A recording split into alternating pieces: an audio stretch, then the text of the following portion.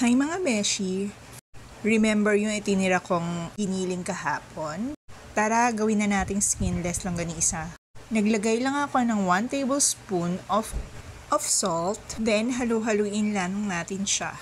It will help maging sticky ang ating pork giniling. With this, hindi na natin kailangan ng egg or ng flour to combine it. Pag nag-hold na siya ng form, ilagay na natin ang ating bawang.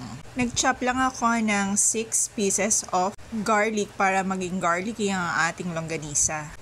Mix well, and then naglagay lang din ako dyan ng 1 teaspoon of garlic powder para ma-enhance ang garlic flavor, then white pepper. I also added a tablespoon of ketchup for added flavor and color.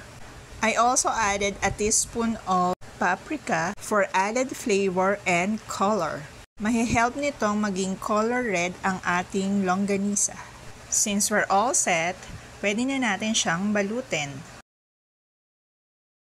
Kung wala kayong cling wrap, kuha lang kayo ng supot ng yelo, fold it into half, then cut it. Then i-cut lang natin yung side para magkaroon ng opening. And then meron na tayong pambalot.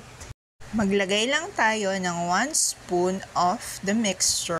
Then press lang natin siya until mag-form siya ng log.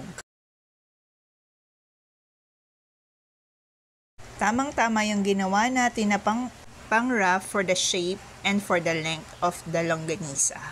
Ulitin lang natin to until maubusan natin ang mixture.